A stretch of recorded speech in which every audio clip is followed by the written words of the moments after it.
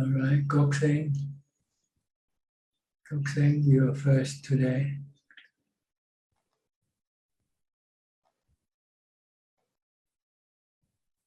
Okay.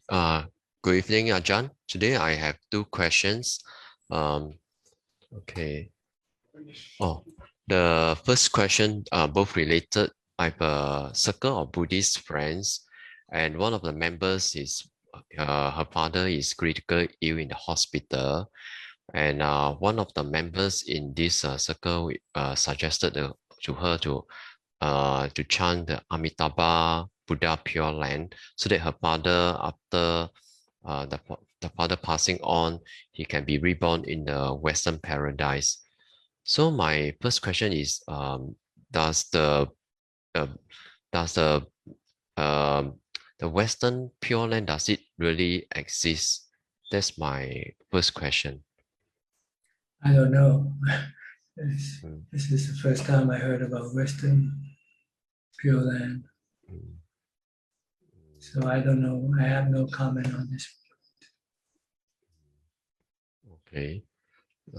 Okay, then my second related question is, if our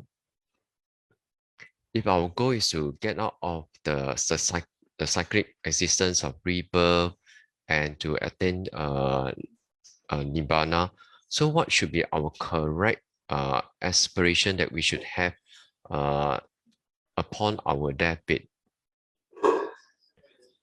Well, that's not the time to have wishes on your deathbed. Where you should make a wish when you're still alive, and then push yourself to do what you're supposed to do to stop the rebirth. You don't do it on your deathbed. That's too late. You have to do it now when you're still alive, because you need strong, healthy body and mind to practice the Dhamma, to stop the rounds of rebirth. You don't do it on your deathbed. Okay. So do it now. Cut off all the three cravings. That is the cause of your rebirth. Craving for sensual pleasure, craving for being, and craving for not being. By the practice of the Noble Eightfold Path, that's what you have to do now. Not wait until you're dying and start doing it then. Okay. All right? Yeah. And Ajahn, just to clarify, because the other school of Buddhism, they actually advocate a lot on chanting of the Amitabha's name, and they have those members who belongs to this tradition. They strong believe that if they can chant very very earnestly, so they will be able to reborn in that pure land. So I just want to clarify: does Buddha actually teach anything about the pure land or the Western paradise? I don't know. I never heard in the Tripitaka, they don't mention Pure Land. They just mention Nibbana or the realms of the Devas and the realms of the Brahmins. Maybe this is what they are referring to as the Pure Land.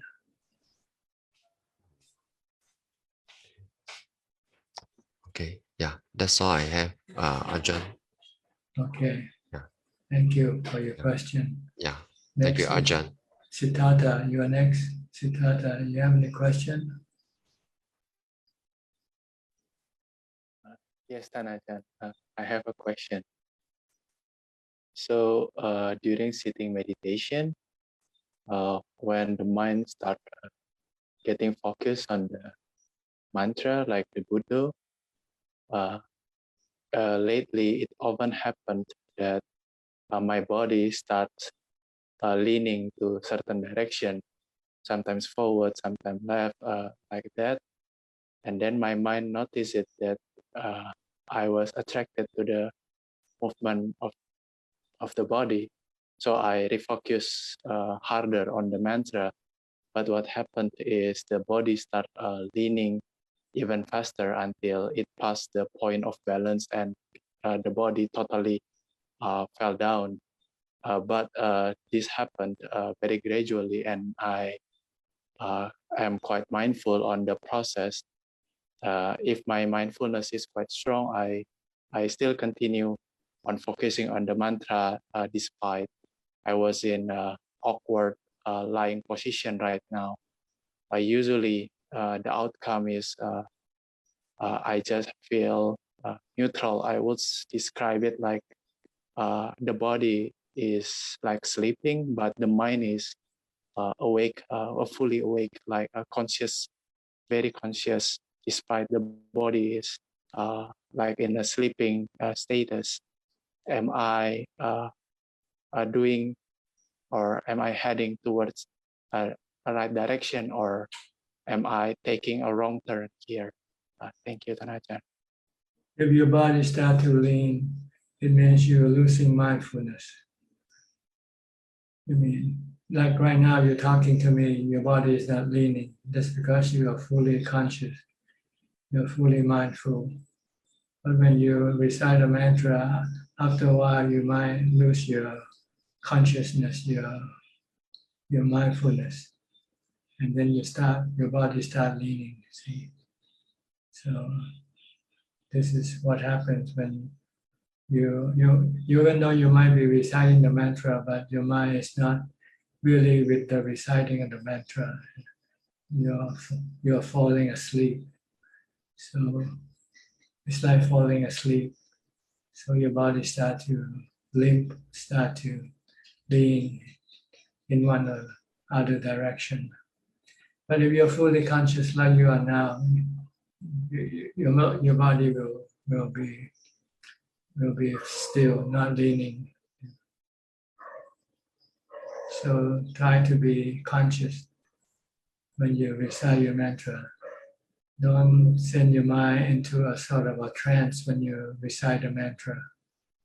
That's what happens when your mind start going into a trance. Then the body can then lean. Try to be mindful like you are now, like when you're talking to me now. Just when you recite the mantra, stay mindful, stay conscious like you are talking to me now. Then your body will not be leaning. Okay. So if I face the situation again and I noticed that the body starts leaning, should I reestablish my position, or? You can, but because it means that your mindfulness is no longer capable of sending your mind to samadhi anyway. So you might have to restart again. Maybe get up and walk and get more mindfulness. That's the reason why some monks, they have to go meditate in a cemetery or in a fearful surrounding to prevent the mind from going into a trance. When you're in a fearful surrounding, you are fully alert all the time. Some monks even go sit in front of a cliff. If he should lean forward, then he will fall off a cliff. Under that situation, you have to be really conscious when you meditate. You cannot just go into a trance. Meditation is not going to a trance. Meditation is to be mindful, to be conscious. Okay? Okay. May I have another question? Okay, quickly. Okay. So during Asubha contemplation, the last one, I start converting a people image that happened in my thoughts into a skull, and then to a dust, like a decomposed, and then basically erased. And I found that the narrative stopped instantly when the body that appears in the thought that are happening disappear. What I want to ask is, when I practice mindfulness, like in walking, should I use this kind of method to stop the thinking, or better I just focus on the mantra like usual? If you can stop your thinking, it's okay, I guess. The purpose of meditating is to stop your thoughts, to have mindfulness to stop your mind from generating any sort of thoughts. So if you can use an image to stop it, that's okay also, I think. Okay. That's all. Thank you, Tanaka. All right. Next, Sajal Ka. You're early today, Sajal. Yeah, actually, I wanted to get in early, so I tried to log in like 10 minutes before, and I think the admin was mindful in letting me in sooner. I actually have more like an observation about myself that practice-wise, I think my progress is very limited. I think my attachment to the work that I do and the intellectual pleasure that I derive from that, it keeps me in that cycle. Nobody's asking me to do that, but I think that fabrication is something that's kind of deluding me and keeps on doing that. That means I see pleasure in that, and not just the work, but I think being mindful at the work is really very, very useful. And other purpose also, it is very useful for me. That I find it very comforting that when I'm doing the work and only follow the steps and not let the mind waver, then I find that very kind of very nice place to be. But I want to bring that to my actual sitting practice. The walking practice I do well. I actually really appreciate your advice about in the body, and that is actually, I don't need the mantra, I don't need to focus on the breath, but I can focus on the body, and that actually is a very nice tool to use. So what I'm actually kind of stuck at is that when I do the sitting meditation, that you are talking about trance just now, I'm just wondering whether I'm going into a trance. I don't lean over because you said that don't even if it leans, it's okay, but to be mindful. But I'm just wondering whether still I'm kind of deluded that the mind is kind of going into a dream state type of thing, and I so I'm kind of a little bit stuck in that sense, and progress is rather limited, I would say. I think for a lot of people, they have this problem because their mindfulness is not strong enough. So when the mind begins to become calmer, then the mindfulness also weakens. And then instead of going into samadhi, start going to go into sleep, go into a trance. So you feel that you're not fully awake, then maybe you should get up and walk first. Or you should eat less before you meditate. Try not to eat if you can, because meditating after a meal is very easy to fall asleep. I have actually limited the food intake significantly. I also sleep less. I sleep on the floor, and have been doing that for a while, and abstain from any kind of entertainment also for a while. All those things add up, but my attachment to the pleasure from the intellectual, this thing, that part of the work, and I know there is something intellectual reward in there. So that is the biggest distraction, I think, that I have. And there actually I'm not able to see the anicca, dukkha, anatta that we talk about so well. So it's a little bit of a struggle for me whether I can give up and go into retirement and think about investing more time in the actual practice, and the walking, actually the meditation and stuff, I can do that, but that's supposed to be a preparation, isn't it? Like, or strengthening the mindfulness, right? Yes, you have to have mindfulness first before you can sit and make the mind become still. So mind takes a lot of preparation before you can actually sit and succeed in your meditation. So don't feel bad if you have to do a lot of walking first, because every time you sit, you start to fall asleep or you fall into a trance, then your mindfulness is not strong enough to stay awake. Like I said, I told you the story about monks going to fearful surroundings, because this helps preventing the mind falling asleep. Because when you're fearful surrounding, you are quite alert. If you're fasting, also this also helps keep your mind alert. Because when you're fasting, you tend to be hungry, so you don't fall asleep easily, because the hunger keep preventing you from falling asleep. And so some people have to use these methods to help them advance in their practice. If you live or stay in a normal surrounding, which is usually comfortable and safe, then they are not good for your meditation practice or your mindfulness. That's the reason why monks seek seclusion in the forest, in the cemetery, or in some fearful surroundings, to bring their mind to become alert. Because you have to be careful, you have to be aware of your surroundings.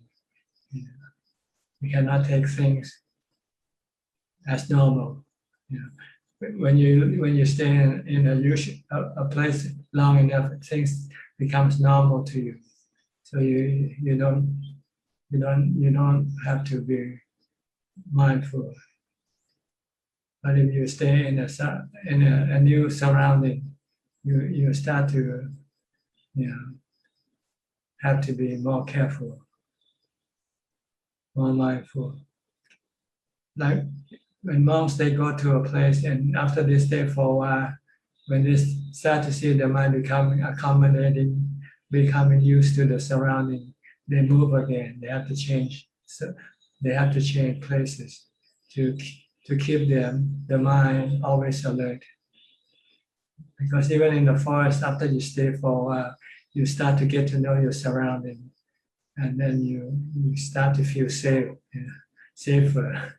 Then your mindfulness will then be less than when you go to a new place. So that's why you have this, what we call wandering monks. They don't stay fixed in a place for long.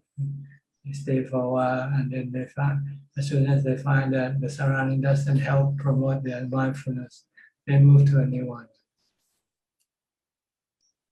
So if you want to advance, you might need to have something like this to stimulate your practice. If you have normal surrounding, normal habit, normal routine, things tend to make your mind complacent, not mindful, not awake. Okay, so maybe try to go stay in a forest monk. That's one by Ajahn in Virginia, near Lexington, I think. If you heard of him. Yeah, he's also I think Mahabua's Mahabua's student, and he's here in Virginia. It's pretty close, like 2 hours drive from here. I'm actually thinking about visiting him. Yeah, she tried to visit and maybe stay for the weekend or something, and see how the forest surrounding does to your practice. Yeah, I think I'll do that. Thank you. Thank you. Okay. Ajahn. Thank you. All right. Next, Kafai Lim from Malaysia. Yeah. Good day to you, Ajahn. Feeling grateful to be able to tune in today. Just listening to questions by other Dhamma friend. No question from me. Okay. Yeah. All right. Nice everyone. To see you again. Yeah. I'm also looking forward to observe the 8th precept on tomorrow, Vesak Day. Yeah. Okay, good. Sadhu. Alvin Lee, you're next. Alvin from Malaysia, Kuala Lumpur. Good evening, Ajahn. Ajahn, I remember I asked you a question about while meditation, I felt like I was dropping. So you said it's the mind go into calmness. But there's something that I felt about during that time. I think I haven't asked you. It's like when I felt like I was dropping, there was something like I got shock. You know, the feeling of shock, of fear, a bit of fear, shock arise. Like how come I'm falling? But then is that lack of mindfulness in that sense? Well, it can happen when your mind enter into a deeper calmer state. It might be falling from a high place. Maybe, and then it's normal reaction for you to become fearful or something that you know, it's like falling from a high place, you will become fearful. But as long as you maintain mindfulness and just remain calm and just keep watching, and you know that it comes and goes like any other thing. So you don't need to worry about it. Continue after you have shown this fearfulness, then you could just come back and remain calm and continue on with your mindfulness practice again. Don't worry about what happened. It's like a bump on the road. You drive your car and then you run into a hole or a bump somewhere. And then you pass, you move on. See? These experiences should not distract you from continue on with your concentration. Okay. Ajahn, I got one more quick question, if possible. Go ahead. Okay. Then talking about sloth and torpor, you said that once you feel sleepy, you just stand up and do walking meditation. But once I was told that one of the way to overcome it as well, you can actually look at lights to brighten up your mind. So well, that you have to prove it for yourself. right. You have to try it, see how it works for you or not. There are many methods. You can walk backward, or you can go wash your face and get some, But whether it works for you or not, or how long it works, like the best way is to go to a fearful surrounding. I find this is the best method. Go to a cemetery, or walk near a cliff, If you're not mindful, you can fall off the cliff. Then I guarantee you'll become awake. Or fasting, fasting for. But this other method of visualizing lights. How long can you visualize anyway? You might be able to visualize for half a minute, and then what happens? The light's gone again, and you fall to sleep again. So the real effective way is the method I mentioned earlier. Go find a fearful surrounding, fasting, or both. This will really keep you mindful, keep you alert. But you have to be diligent in reciting the mantra. If not, your fear or your hunger will overwhelm your mind, and you will not be able to continue on fasting or staying in the fearful surrounding. All right? Thanks, Ajahn. Okay. Next, Kenneth, professor from Switzerland. Any question today? Hello, Ajahn. No, I have no particular question today, just practicing steadily. At the moment, it's slow progress, but steady enough, I think. Yeah, you have to be patient and put in the effort as much as possible. And you have to accept your limitation also, your surrounding, your status, your routine and everything doesn't help in your advancement for the practice. as you know, if you spend some time in a meditation resort, in a forest temple, forest monastery, you'll find the difference that the surrounding can do to your meditation practice. Yeah. So sometimes you just have to accept your lot right now. And this is what you get, and this is all that you can get. Yeah, I think it's okay. I know progress going forwards is quite slow, but from the past, I know that it's easy to go backwards very quickly if we don't practice. So this keeps me going. At least you can maintain the same level that you have attained to. Don't let it fall back. Yeah. But I just try. continue on practicing. But if you want to advance, you might need to have some other stimulant to push you ahead. Yeah, I remember when I stayed in Wat Yan, I was very, very alert. I think I've never been as alert as this in my life. No sleepiness and nothing like that. Very alert. Stimulated by the fear, I think. Yes. Thank you, Ajahn. Okay. Nice to see you again. Thank you. Okay. Kun Pasana, you want to ask any question?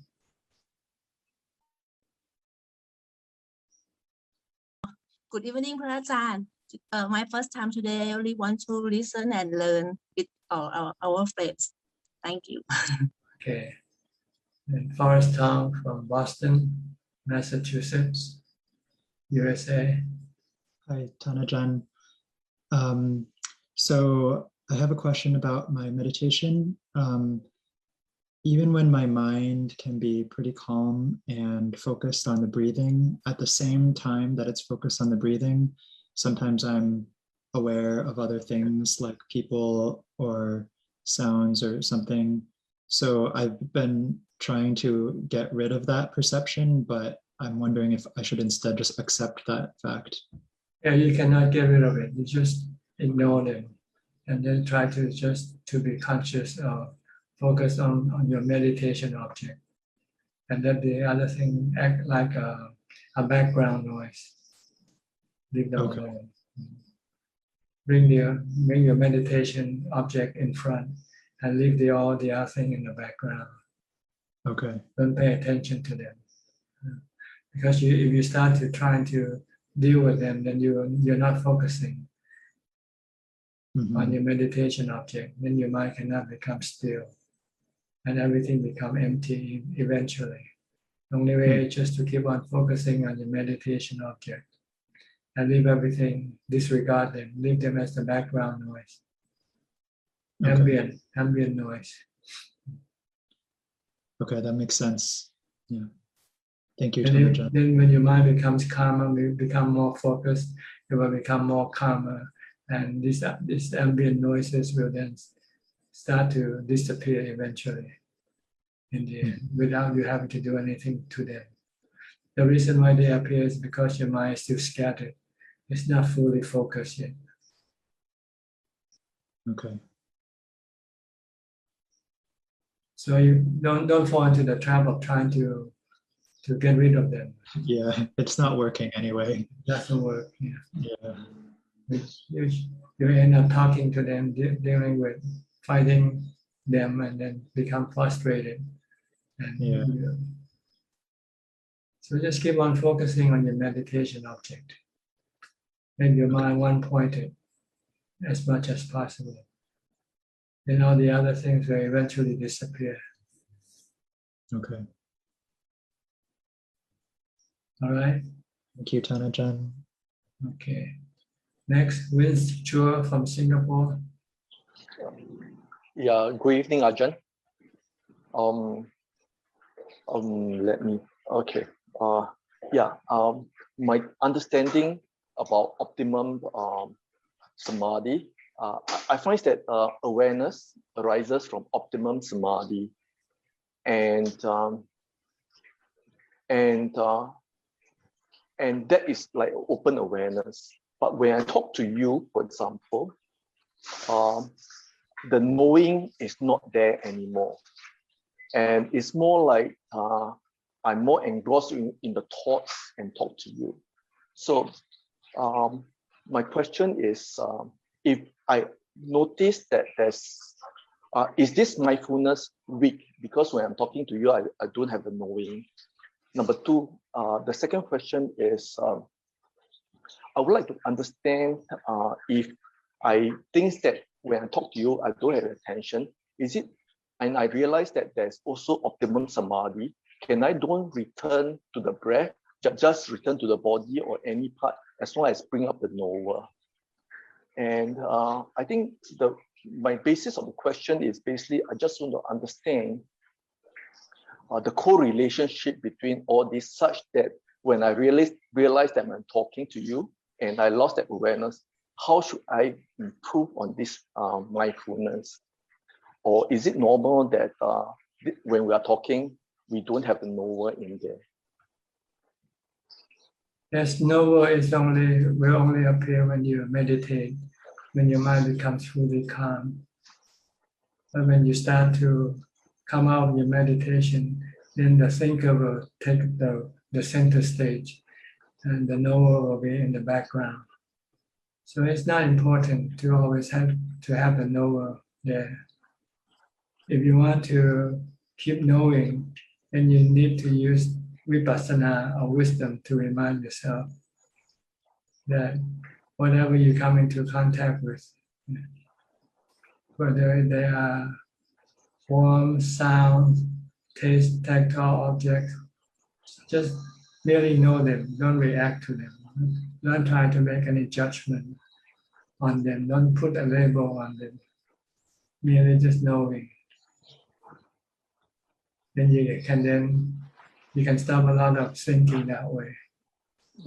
But when you have to deal with people by talking to them, then you just have to let the talking come in front for them, but also have the mindfulness to tell you not to get involved with your talking. Only talk or reply to what you have to reply. But don't try not to get emotionally involved with the talk, the conversation. This way will keep the mind, the knower still being the knower, not being an actor. Understand what I mean? Yes, I do. And one more question is, the last question is that I can return to any part of my body beside the breath. I noticed there's something I call it optimum samadhi or calmness in you. So it can return to any part as long as I can reinstate my calm and the knower appears. Yes, you can use any parts of your body to bring back mindfulness, to bring back calm, to stop thinking. Right. Okay. Understand. But sometimes to come back to the breath might not be easy because the breath is much more subtle than other parts. If you're doing something, maybe you just come back to what you're doing at the moment. Okay. If you're walking, come back to your feet walking, and you forget about what you think previously. Yeah, I'll try that out. Thank you, Ajahn. Yeah. Next, Philip Lim and Adeline of Kuala Lumpur, Malaysia.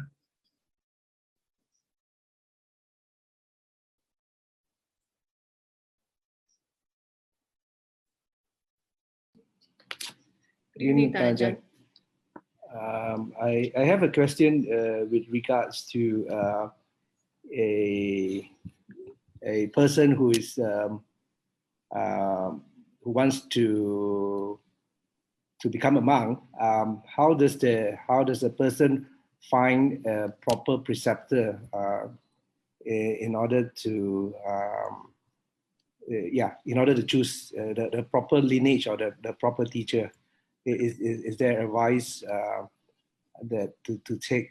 Because as I know, there are a lot of there are a lot of traditions. There's the forest tradition. There are some monks who are residing in the city, and they are in Malaysia.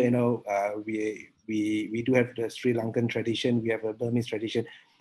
What I'm trying to say is that like if you are going to university, there is a manual for you to say, okay, I want to do engineering. I go to this school and things like that. And how do I find out in Buddhism?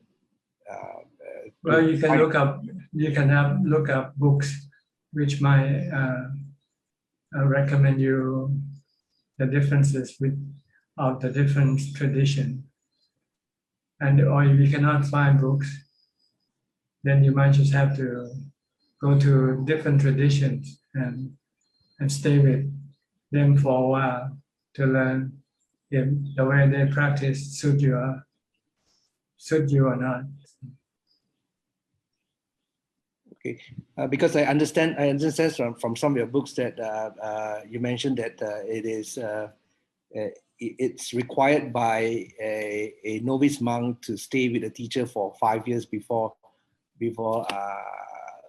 he can move on to go somewhere else and learn. Yes. Yes. So in that part, when I'm asking is that we don't want to, if you are interested into that tradition or into meditation, things that one does not want to end up in a place that we do a lot of rites and rituals, a lot of chanting. You go to like administering death rites and things like that. Those kind of city temples that you find common around. Well, you first have to know what you want, right? First, you have to have a certain specification of what you want to do. Like you want to meditate, for instance. You don't want to do any chanting. You don't want to do any ritual practices. Then you have to separate these temples from your list, and only pick the monastery or temple that emphasize on meditation, for instance. Then you have to go. Then you have to narrow the list down to more specific practices. So first you have to know what you want. It's like buying a car, right? Buying an automobile. You have to have a certain specification you want. You want to buy a pickup truck, or you want to buy an SUV, or you want to buy a limousine. So first you have to know what kind of automobile you want to get. Then you can narrow down your choice. So just the same way when you meditate, when you become a monk. Well, let me tell you my example. Okay, I first started practicing alone. I never went to any monastery, so I don't know anything about monasteries in Thailand. But I was fortunate to have a book called Guide to Buddhist Monasteries in Thailand by a former monk. I can't remember his name now. He's American. The book is called Guide to Buddhist Meditation Centers in Thailand, a monastery in Thailand. Or Jack Cornfield. Okay. You can look into that book. I think it's still published by the Buddhist Society of Thailand or something, or World Buddhist Society or something like that. You can just search for this book. And then Jack Cornfield, I think he went and visited all these monasteries, but he concentrated on the meditation monastery. And then he'll list down some of the important factors like teachers, what his teaching style is, and weather, food, and things like that. Then this is what I use this book, and I found that, and then I can choose which one I wanted. But first I have to get ordained. So I first have to go, and I didn't know how to do it even when I was living in Thailand. So I went to the nearest temple, and I was fortunate to meet a practiced monk, even though he lives in a non-practiced monastery. I told him about my practice, Then he said that if I want to ordain and practice, I should go to see this monk in Bangkok, in which he will ordain, and then he will allow me to go and study and practice with the forest tradition teacher. So I was fortunate to, because this monk said, according to the Vinaya, the monastic code, you have to stay with your preceptor for the first 5 years, or your teacher, or unless he lets you go and stay with another teacher, then you can go. So he said that go to this monk. He will, once he ordain you, he will allow you to go and study with this forest tradition teachers, because he had confidence in this teacher, and he knew this teacher. He knew that they are good for meditation. So this is something you have to search. It's like buying a car or buying a new house. You search for them first, right? You just don't go blindly and say, I want this house, I want this car, It's the same way. Monastery is like a house, like a car. You can, like a university, you can search for information. Like this book, this guidebook that I mentioned, a guide to forest meditation centers in Thailand or something like that. And he listed about maybe 50 monasteries and divided into the 4 regions of Thailand: North, Northeast, Central, South. I'm not sure if it still exists. I think it should exist on the online somewhere. Or you can check my website called kammathana.com. There might be this listing in the page. You can then click on it. A guide to Buddhist meditation centers. kammathana.com. It's a website I developed when I first started learning how to do the website. And so I just do something simple, just put some picture in, and then just put all the links to all the links that I find useful. Okay. Understand. All right. Is that all? If I have further questions, I'll ask later. Okay. I'll write to you. Or you can go into access to insight also. They have something with a section called the Thai forest tradition. And you might be able to study more about the Thai forest tradition there, about all the famous Ajahn, famous teachers there, and their temple, their monasteries. I only know the Thai tradition, forest tradition, so I cannot mention about the other traditions.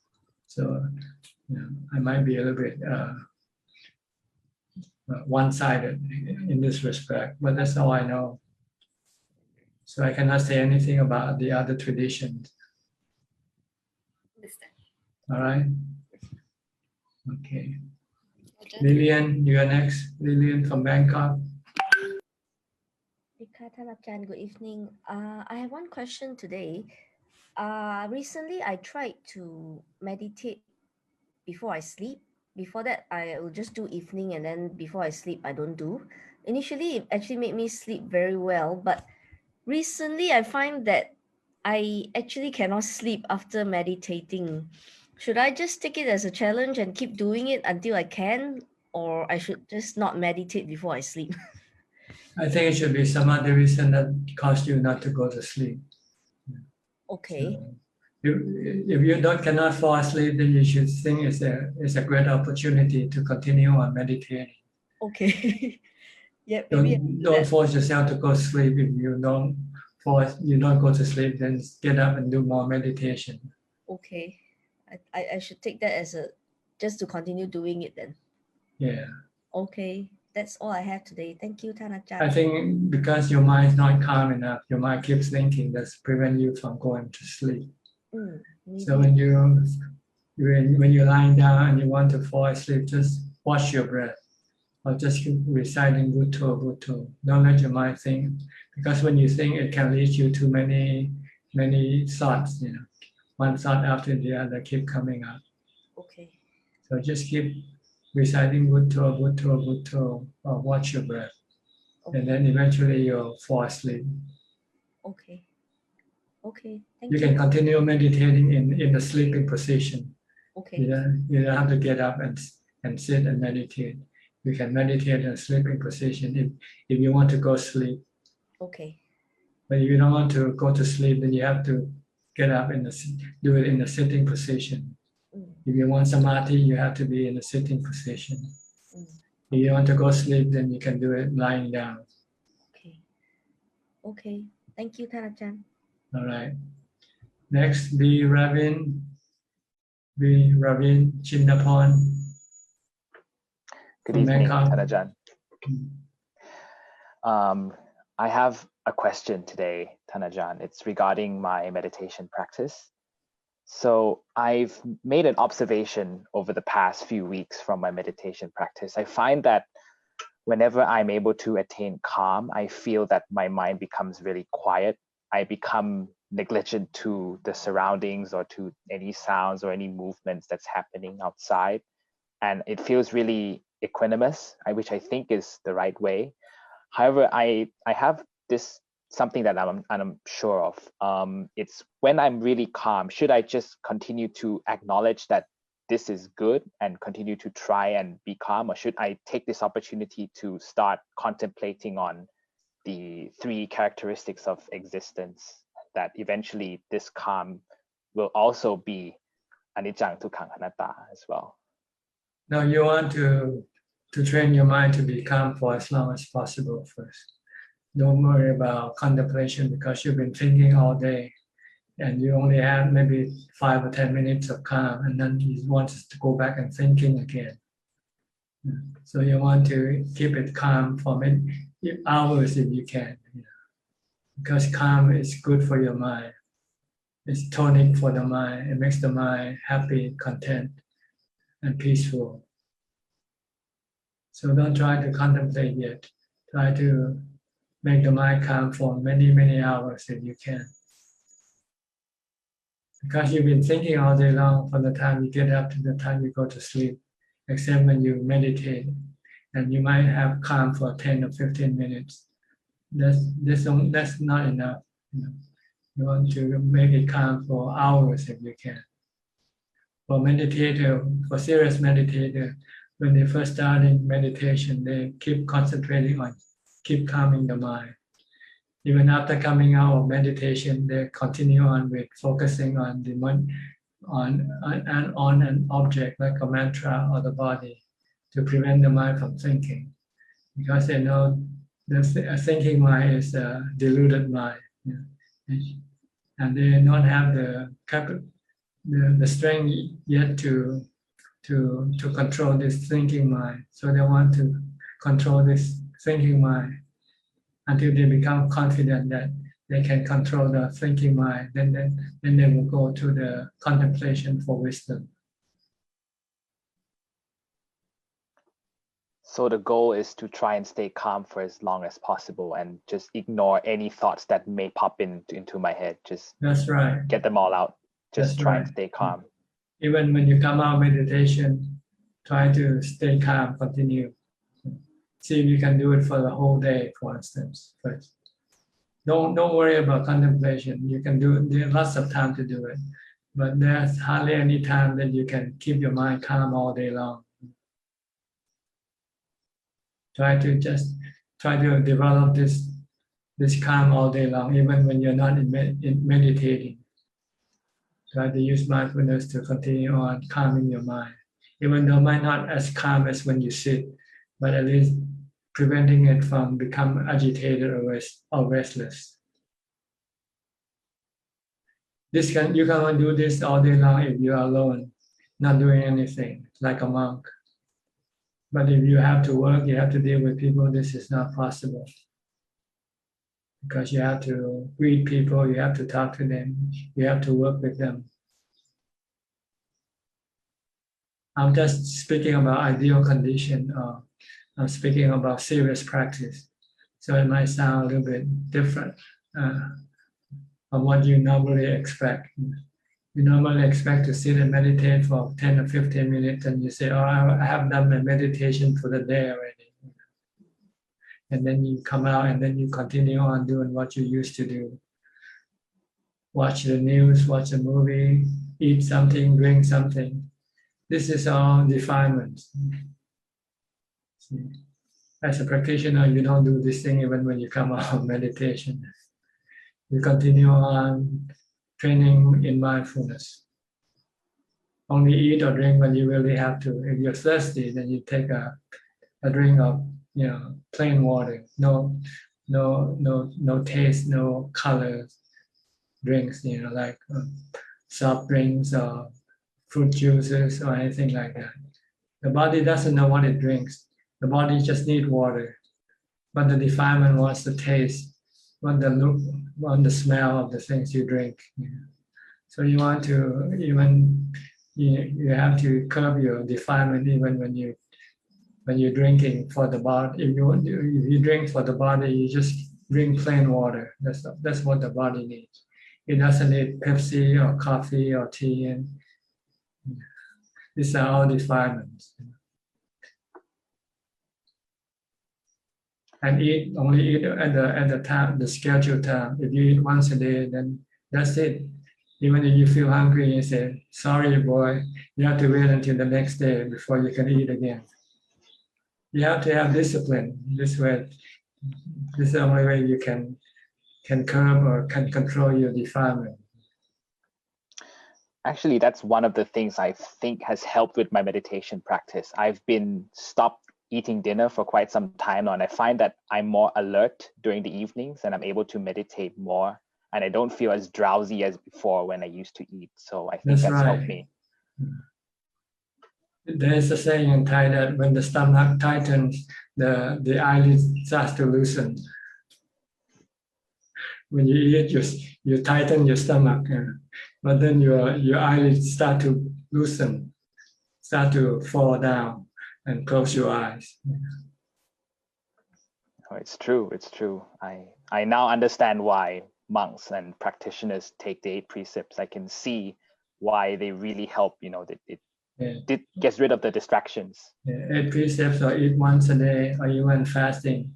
Sometimes every 2 or 3 days, fast for 2 or 3 days, and come back and eat once, and then go back and fast for 2 and 3 more days, and then keep doing this. It helps in your practice. Okay.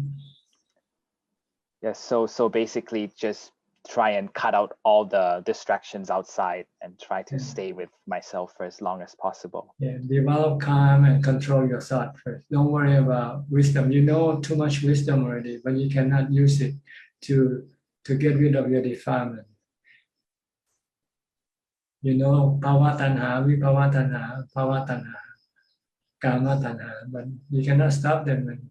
When you look at the dollar sign, you start to pray for it already. How much am I going to get with this money? So what I can buy with this money? All this defilement start coming up into your head, in your mind. Yeah, whenever I start to think about that, I try to do more dana, as Thanajan once mentioned, is try to curb the desire to spend, give it to people who need it more. Right. Put a limit on the amount of money that you really need to have. Anything more than that, you should give it away, or do it for some charity or something. Then this will curb your desire to become richer, to have more money. Because money is only there to serve your body, really. If you have any more than that, it will serve your defilement, serve your cravings. Yes, I understand. It's very easy to be distracted by these defilements. I only find the only time I'm able to actually see them as defilements is after I come out of meditation. I can see them for a split second, and then afterwards they're back again. So I can see why it's important to maintain calm for as long as possible. because I think maybe the longer I can attain calm, the easier I can suppress my desire. That's right. The goal of practice is to get rid of your defilement, to resist your defilement. By seeing that the object of your craving will lead you to dukkha, will lead you to stress, because the object of your craving are impermanent, are changing, are not always the same. They can go from good to bad anytime. When that happens, then happiness that you get from that object will turn into sadness or suffering. So when you see this and you say, it's better not to get anything, not to have anything, because everything will eventually will cause dukkha for you, will cause sadness or stress. So it's better just to live without anything. You don't need anything. The mind don't need anything to be happy. Yeah, because we are all going to lose them when we die anyways. Or even before that. Like right now, you're losing a lot of freedom from going outside. Yeah. And this is causing stress or not when you're stuck inside the house all the time. For people who don't know how to meditate, they find it become a mental issue, mental illness. But for those who meditate, they find it a blessing. They have excuse not to go to work, not to go to the office. They can work at home. So more time to meditate, more time That's to right, yeah. focus. Don't need to travel. You don't have to lose your time spending on the road, on the traffic. So you can work as much, and then you still have more time to meditate. But for people who wants to go out, they find this very stressful situation. They cannot do anything. They cannot go to bars. They can go to pubs. They cannot go to restaurants.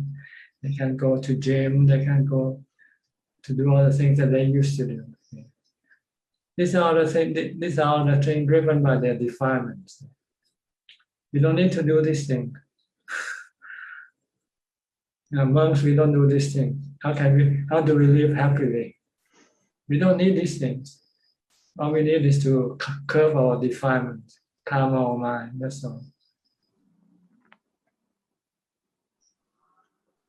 Yes. All right? Yes, Ajahn, thank you very much for your teaching today. Okay. So to summarize, don't do contemplation yet. And you're not contemplating really, When you start to contemplate, you might do it for just a few seconds, and then your mind will start to go back to the defilement already. Start to thinking, oh, what should I do next? Where should I go, and so forth. So try to calm your mind first. Keep your mind calm. Keep it not thinking as much as possible. And you'll find that you have a certain security or stability of mind. You find that your mind is easy and relaxed. Okay? All right, Ajahn, I'll focus on that. Thank you very much. Next, Alfredo from Brazil. Alfredo, greetings to you. Hi, Bante. I'm okay. My practice is okay. Thanks. What time is it in Brazil right now? What time? Yeah. It's 11 o'clock a.m. Morning, huh? I Yes. see. Okay.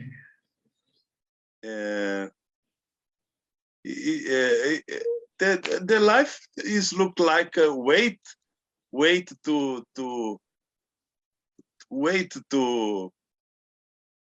enlightenment, wait to calm. Is the life is wait, no, Bante? Life is a way. There are two ways. Wait. Yes. Wait to calm. Wait to enlightenment. Wait to other. There are two ways. There are two ways in life. One is to enlightenment, and the other is to delusion, to samsara. Yes. So we want to go on the path of enlightenment. So we have to follow the Noble Eightfold Path. Yes. If you follow the cravings path, then you go to samsara. Yes. This is simple. This is what we do. Most people go on the path of the craving, on the defilement, craving for being, craving for sensual pleasure, craving for not being. So this will lead them to samsara, lead them to the rounds of rebirth. If you go on the path of the Noble Eightfold Path, then it will lead you to nibbana, to enlightenment. Yes. Okay. Any comment from you? No. Any question? No question. Oh, no question. No question. Now you're happy. Yes, more upeka, not happy and not non-happy. I'm not preoccupation about this.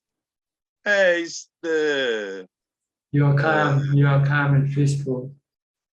Yes, my practice is more looks like nibbida, not very expectative, not very wishes to life. I don't know. As long as you have no dukkha, this is good enough. Keep dukkha away from your mind. Okay. Yes. All right. The other birds say to him, I asked to him, oh, but you don't have happy moments, and the bird answered, no, I don't have dukkha. Dukkha is enough to me. Yeah, it's enough. Just get rid of dukkha and yes. you need to have happiness. Yeah. Yes. All right, good. Nice talking to you. Thanks. Wesley, you're next. From India. Good evening, Ajahn. From Indonesia. Yes, Ajahn. Okay. Thank you very much, Ajahn. No questions for now. Thank you, No Ajahn. question, okay. Sri and Chek from Vancouver, you're next. Hello, Ajahn. Go ahead. Ajahn, I just saw a saying about dana. They said, don't raise your standard of living, raise your standard of giving. That's a good quote. You're right. I guess I know you have a lot of good quotes, so I just want to share it.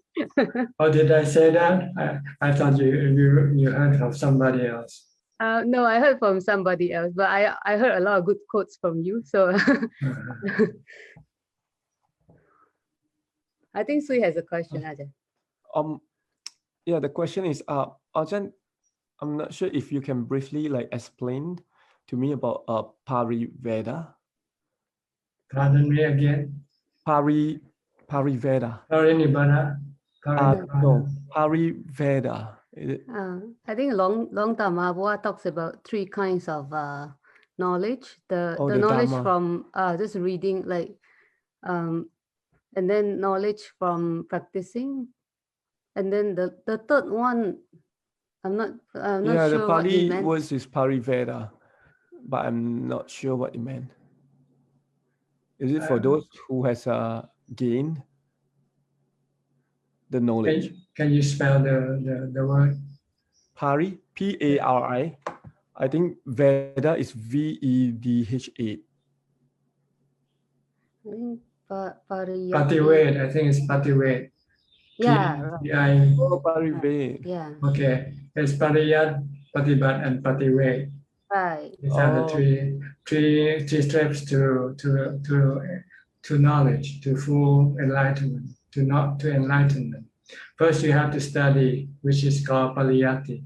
Like right now, you are studying Buddha, Dhamma, the teaching of the Buddha, learning how to practice. Then when you know how to practice, then you go to Patibati. Patibat is practice. Okay. And when you practice, then you will attain insight into your practice, attain to the different level of enlightenment. This is Pativeta. So it's study, practice, and then become enlightened. Pativeta means to become enlightened. Pativeta is already enlightened, Ajahn. To become enlightened at the various stages of practices. Sodaban, Sakidakam is on the 4 level of enlightenment. Okay. They follow the practice. And to practice correctly, you have to study first. It's like learning how to drive a car. Before you can drive a car, you have to study how to drive it, right?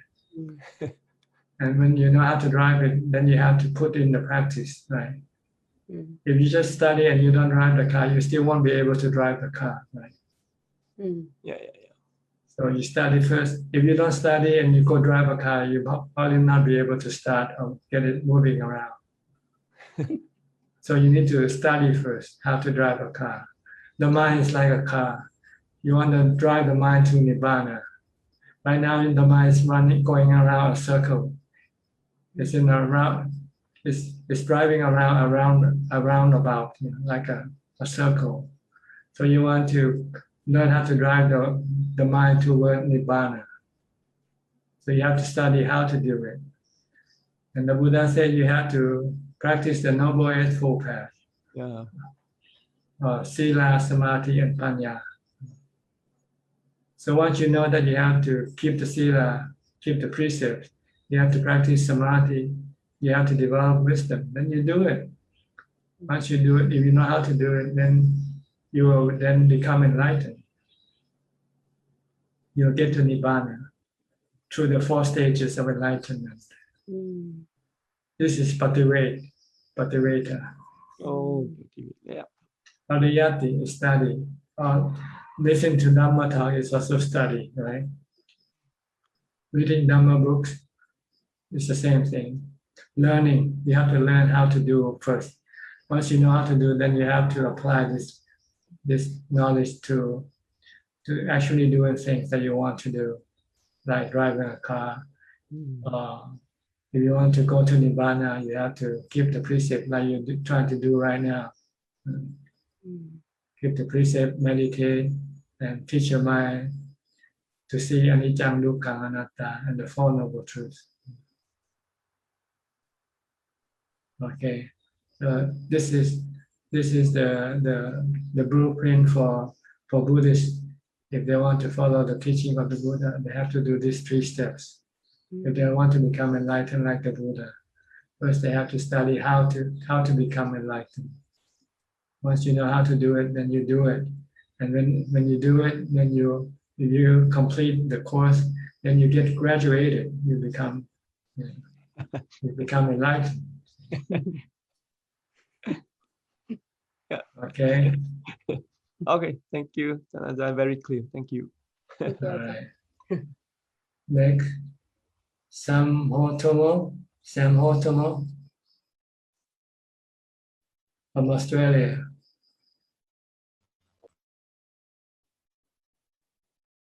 Okay. Before you speak, let me say to the person on the left hand corner on the top, don't raise your hand, because by raising your hand, it will keep you in the back in the back of the queue. If you don't raise your hand, then eventually your picture will come up with when the other person has already talked.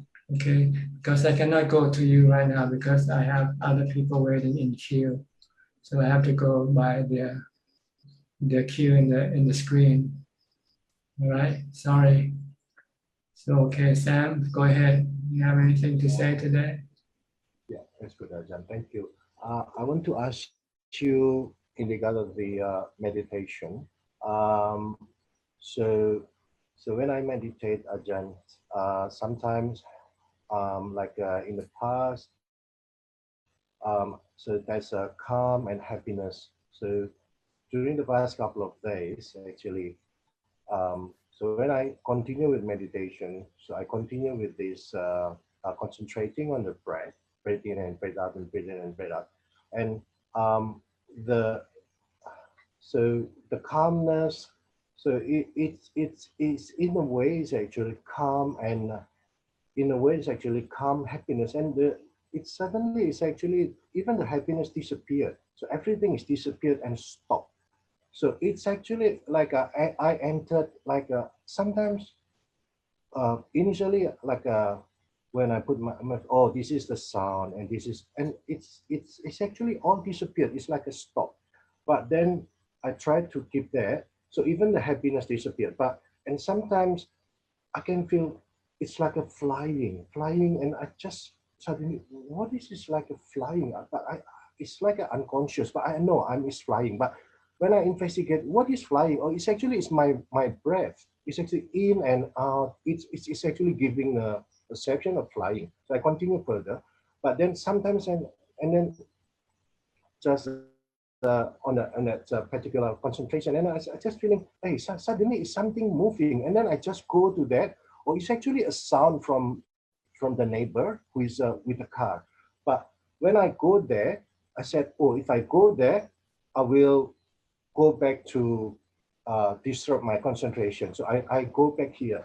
So my question to you is actually, it's actually like a two different things. So it's like a, when I'm in the situation, I'm like in here. As when I'm meditate in calmness, it's actually I'm like a diving in the different world. So my question to you, after I finish, so when I finish meditation, so the concentration back, and then I finish, I just a little bit confused. Oh, what happened? What happened? It's like a two different worlds, Ajahn. And sometimes I feel like after I awake, I feel like a little bit of nausea, like a little bit, not much. Yeah. So the thing that I remember is actually usually calm and happiness. But when I keep going with that, and the happiness is disappeared like that, all is actually stopped. But it's like an unconscious. But then on the unconscious, something I remember, like my neighbor is actually moving the. I didn't know, but I just feel something moving. What is it? It's like a very subtle. And then I just go there. Oh, this is a car. And then I just go back again to here, because I continue there. I will have to start again with repeating the mantra. Yeah. But my question to you is actually, when I finish, it's actually a little bit of a nausea or something like that, Ajahn. It's like a two different world. It's too different. It's actually, I have to go this and then go back again to, yeah. Please guide me, Ajahn. See, the mind and the body are two separate entities. When you meditate, you are pulling the mind out from the body. Okay, so the mind, you exist purely in the mental sphere, not in the physical sphere.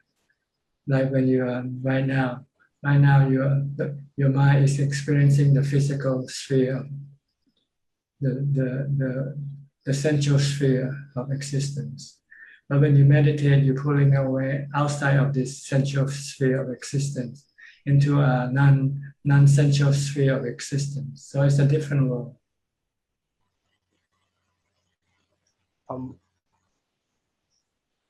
It's like a two different this, and how to, and I'm not a bit confused. You do this because the sensual sphere of existence is full of stress. So when you meditate, you get rid of this stress. When you enter into the non-sensual sphere of existence, the mind becomes calm and peaceful. That's it. There's nothing to it. That's all you need to know. And try to keep it in that sphere as long as possible. Because there's no stress. Yeah, the problem is actually when I go to work the following day, and that experience still there. When I go to work, I feel like a strange, weird. So I have to keep that, or I go back to the initial mode before meditating. It's like a full of, I have to rush. Just don't pay attention to what's in your bag. Just pay attention to what you have to do in the present. Right. Okay. Okay. If you have to walk, just pay attention to walking. If you have to eat, if you have to do anything, just pay attention to what you have to do. And what you feel in the back of your mind, just leave it alone. So, I'm not going towards the wrong way, isn't it, Ajahn? No, no. You just have to know what to do. That's all. When you meditate, you're pulling your mind away to a peace, a state of calm, a state of emptiness. So when you come back to the sensual world, then that state of calm might still linger in your mind. But it's not harmful. Just leave it alone. And just keep focused on what you have to do. Yeah. Okay. Thank you, Ajahn. That's all my question. Thank you. When you come out meditation, continue on with mindfulness. Mindfulness is always important, whether you're meditating or not meditating. Okay? Yeah, Ajahn. Thank you very much, Ajahn. Anura, you're next. 2 o'clock, 2:15 or 3:15? 2:15. Okay. Yeah, thank you, Ajahn. I'm grateful to your teaching. Thank you, Ajahn. I don't have any questions today. Okay. Yeah, thank you. Good to see you again. Yeah, same. Yeah, thank you. Belinda from Singapore. Ajahn, no question for me today. No question this time. Okay. Then let me go to the next person. I think it's Willie or Wiley.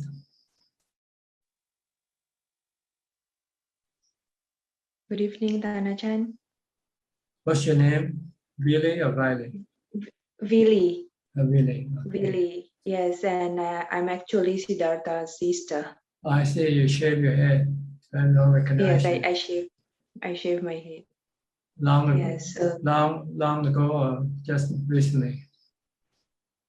Long ago when I stay in the meditation center in back in Pattaya, I started to shave my head so that I cannot hear you now. Your voice just disappear. Oh, okay. Okay, yes, Is can it hear you clear? now. Oh, Okay, yeah. you have any So, question? yes, I have two questions today. The first one is how to stop thinking about food when I feel hungry. I start to stick with the mantra, but sometimes it's difficult. Then think about the food that is in your mouth or in your stomach, or when it discharges into the toilet. Then you're hungry for food will disappear. If you're chewing something delicious, if you just spit it out, can you then take it back into your mouth again after you see it, what it looks like? Yes, I have tried that, and I still can't eat it. Even with the vomit, you can still eat it also. No, I haven't tried with vomiting, but after I chew and then I spit it out and then I try to eat it again. Yeah, but Initially, I feel you don't have the same attraction like before when it's in the plate, right? yes, that's right. That's right. Okay, so you have a certain amount of aversion for it, but you force yourself to eat it anyway. Yes.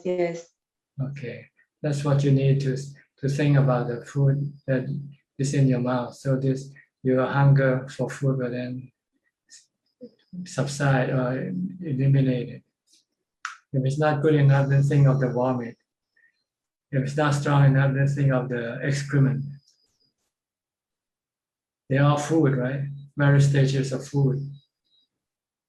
Yes.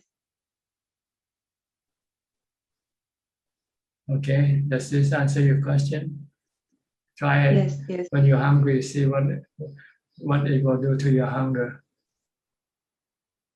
I have tried to convert the image to the excrement also, but sometimes it still keeps appearing. Like it is initially I felt disgusted with the excrement, but after sometimes I'm also get used to that. So you have to look at the excrement every day, every time you go to the toilet. Before you flush it, take a look, contemplate on it for a while. And ask yourself, Is this good to eat or not?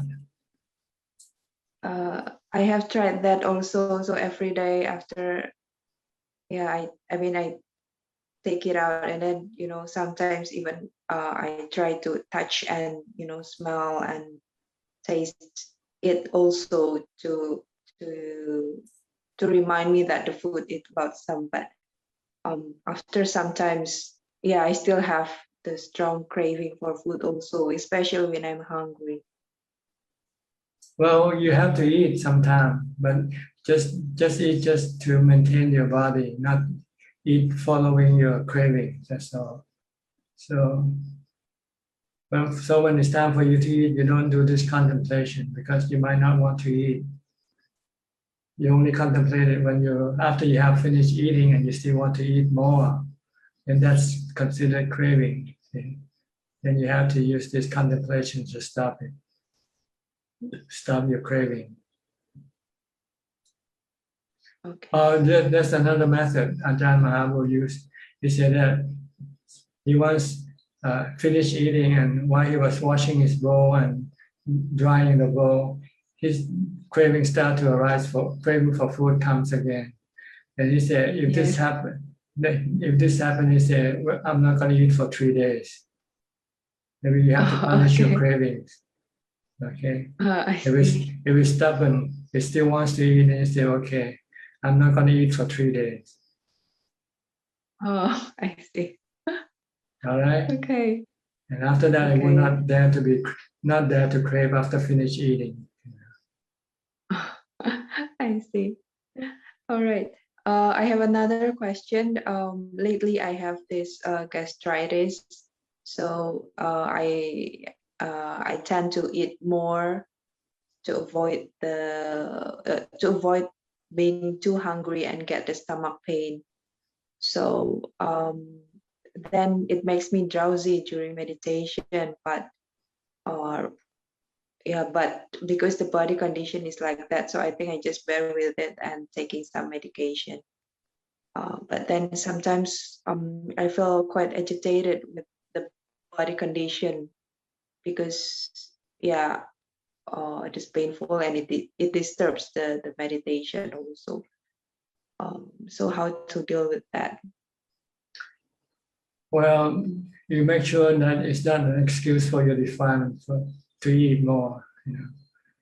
So you have to know how much food the body needs and just eat just amount the body needs, and don't use this excuse to eat more. Okay. But if you cannot, if you have to deal with this sickness first, then you might have to suspend your practice temporarily and fix your body first. Once your body is back to normal, then you can then continue on with the practice. Okay. So I don't know what the real problem is. Is a sickness the excuse for your defilement? Or it's real?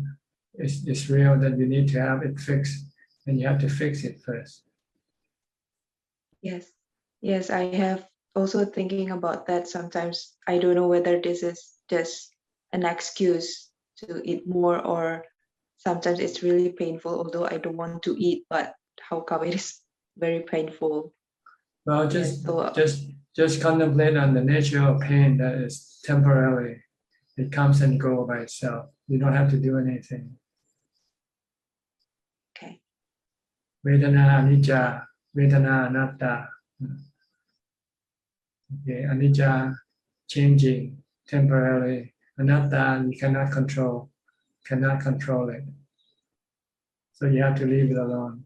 Then the pain comes and goes without having to do anything to get rid of it. Yes, I have tried that also, but sometimes, the agitation is too strong that I feel. Okay, then it's your defilement again. You give up to your defilement again. Yeah. Okay. You will say, this body is not mine. If it's gonna die because of this pain, let it happen. Then you don't have to do anything. Sometimes you have to use quite a severe technique extreme technique to deal with your defilement, or else it will always win. If you want to beat your defilement, then you have to give them the ultimatum. I'm ready to die. I'm ready to leave this pain alone. And if this pain should kill me, then it happens. I think then your defilement will not dare to come and ask you to do anything to the pain. Okay. Because you don't want to do anything. You want to leave the pain alone. Let it be. Like the Buddha, when he sat under the Bodhi tree, he said, I'm not going to move this body until I become enlightened or I die. Okay. So you need some extreme measure to deal with your defilement, or else you will always win. You always find an excuse somewhere. Okay? Okay. Thank you, Tanajan. All right. Next, Gary from Singapore.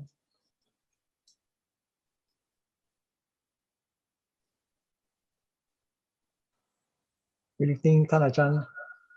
No questions for me today. Just listening. Okay. Then we go to Evie from Indonesia. Good evening, Ajahn. Can Ajahn hear me? You have to speak louder. Can Ajahn hear me now? Louder, better, if you can speak louder. Closer to the microphone. Closer to your mouth. Put the microphone next to your mouth. Okay. Is that clear now, Ajahn? Yeah, I can hear you, but not as good, but okay. Okay. Ajahn, I feel like I'm starting to be like a robot, Ajahn. Because I am neutral, flat. People complimented, I don't feel happy.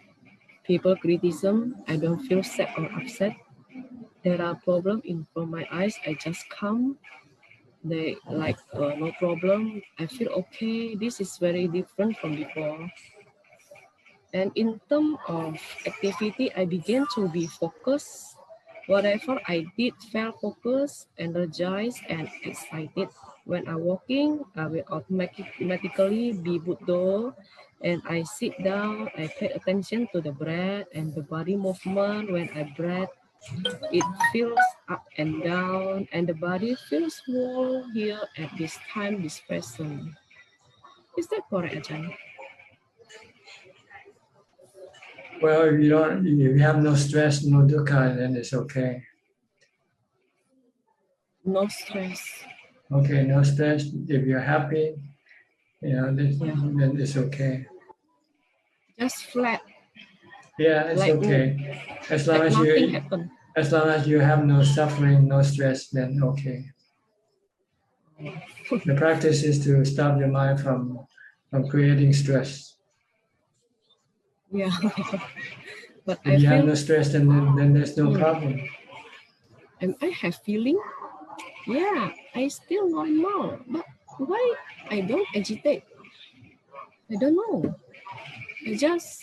You don't need to know. You just if you know that you have got rid of your problem. Yeah, stress is the problem. Agitation is the problem. So if you have no this thing, then you should be happy. Say, I have no stress. I have no problem. What else do I need? What else? What more do I want? Yeah. All right. Yeah, just like that now, Ajahn. Yeah. Okay. This is normal. Yeah, it's good. It's good. Yeah. That's the goal of the practice, is to get rid of all the stress in your mind. Yeah, I feel what happens to me? Why I just like no happen, no problem, just happy. I don't want to know anything. If problem come arise, I just okay, just like that, Ajahn. That's good. You see, you're on the right path. Just maintain it. Okay, Ajahn. Keep staying like this. If you can smile, then it means you are okay. Anytime when you cannot smile, then there's something wrong with you. And people are starting to ask me, why are you speaking is now more laughing and laughing, and ha ha ha ha, just laughing like, are you got a good news? Yeah. Why you more laughing now? I said no. I just happy. But what are you happy? I don't know. You just tell them that you have discovered the laughing Buddha. Yeah, Ajahn. But these 2 times this meditation, kan, Ajahn, I have the feeling of itchy from inside, and the itchy I cannot scratch. How to deal with, Ajahn? How to handle it? The itchy comes up. Well, you just handle it like anything. Just leave them alone. But it's hard to concentration, Ajahn, because when I start to straighten my sati, the itchy comes up in my leg and my knee. But from inside, cannot scratch it. Cannot. Just keep concentrating on your meditation object, and just tell yourself that if you are tied up, what can you do when you have itches in your body? You cannot do anything, right? If your hands and feet are tied up, what can you do? And you just leave it alone. Just concentrate on Bhutto, Bhutto, Bhutto. And then the itch will not bother you. Okay, Ajahn. Thank you. All right? Yeah. Okay, Ajahn. By the way, next time, if you can find a quieter room to speak, I think will be better. If you can avoid the background noise, because sometimes the background noise distract our conversation. All right? Okay. Who's next after Evie? I lost my, okay. Claudia Schweiner. Claudia, hello. Greetings. Good afternoon from Germany, Tanajan. I don't have questions, but I have 2 remarks. First of all, I want to thank you so much for all these teachings and the conferences. It brought me very good, or it helped me to keep my sanity during the very hard lockdown in Germany. And currently, my husband and I have vacation, and I decided rather to be here instead of going out. So, yeah, I still want to keep participating here. And I also wanted to give a remark about your recommendation going to the cemetery for meditation. So can you hear me? Yes, go ahead. To me, it was very helpful that I grew up with a grandfather who was a grave digger. So my grandfather worked at the cemetery, and he took me to the cemetery when I was a small child. To me, it's not a scary place, but in the very early age, I started to realize that not everybody dies in the age of 80, so that also small children can die. And it was very helpful for me in growing up. And the day I decided, or when I felt motivated to give the 5 sila or to take the 5 sila, was the day when I saw a family member in the age of 21 years dead. So he died with 21 years on cancer, and when I saw his dead body, I decided to take the 5 sila and to go little by little the way of the Dhamma. So being confronted with that was very helpful for me. Yes, it's a good reminder that our life is short. It's never certain when we're gonna die. So now that we are alive, we should try to do as much as possible for our mind. Liberate our mind from suffering, from dukkha, by following the teaching of the Buddha, keeping the precept, meditate, and instill the mind with wisdom of the Four Noble Truths and the 3 characteristics of existence. This will eventually get rid of all the stress and suffering in the mind forever. Good. Yeah. You're on the right path. You just have to do more. Excuse me? You are on the right path, but you have to do more. Oh yes, I have to let go much more. Maybe you have to start keeping the 8 precepts, trying to keep the 8 precepts. Yes. Meanwhile, our monk came back from Thailand. So I'm a member of a Thai community here in Germany. And our monk invited me to take the 8 precepts when the pandemic situation is completely over in Germany. And he invited me to stay in our Wat, in our temple, to keep the 8 precept. And I seriously want to do it. I said yes. You don't have to wait. You can keep it now in your home. I think in the Wat or in the temple is a better situation because in my home is my husband and we have a severely disabled foster child. I see. Yeah. Well, okay, but maybe you can do some of the 8 precepts, maybe not all the 8 precepts. Yeah, Because maybe so. Yeah. it's better not to wait because you don't know what's going to happen tomorrow. Yeah. So do whatever you can now, better. Okay. Or else they will keep pushing you away. So I'll wait till tomorrow. I'll wait till next month. I'll wait. You just keep waiting, and you'll never do anything. Okay. Mm-hmm. So you should say, I should do now. Do what I can. If I cannot do this precept, okay, I'll skip it for now. But okay, do whatever you can. Better than wait. You know. Okay. Yeah. Yeah. That's a very good inspiration. Yeah. Thank you very much. Yeah. Maybe you don't have to watch TV. You don't have to watch movie or something like that. Yeah. Yeah. And maybe you don't have to eat after midday. This is a challenge. I was very good listening to what you said today about food. And yeah, this is a challenge. Well, that's what the 8 precept is for. Is to challenge you to yes. to step up to the ring and find your defilement. Yeah, yeah. This is a defilement. Yeah. Yeah, but it's a good inspiration. So thank you very much. Okay, because our tendency is to keep giving excuses to do the practice. Yes. Yes, it is our yeah. And our precious time just keep moving away from us. We're losing precious time every minute, every second when we're not doing any practice. Yeah. This is true. Yeah. So think of the possibility of that you might have to pass away sooner than you think. Yeah. Then the golden opportunity will be gone. Because it's very rare to come and meet the teaching of the Buddha or his disciples or his teachings. Yeah.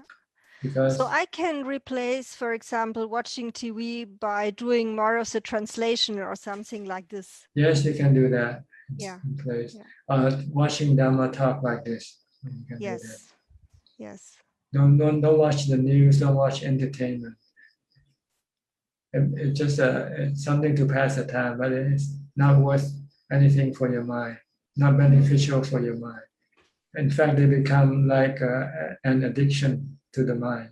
Yeah, yeah. So better to kick the habit. What I also can do is instead of listening to music in the train, I can watch my breath in the train, for example. That's right. That's right. Yeah. You can watch your breath or count the mantra. Beside the mantra. Yeah. Yeah, I will try. Yeah. And I will report how it is going. Yeah. And this will help push you forward. Yeah. You have to do this thing in order to move forward. Yeah. All right. All Good. right. Thank you very much. Thank you. Next, William. You're next, William. Namaskar.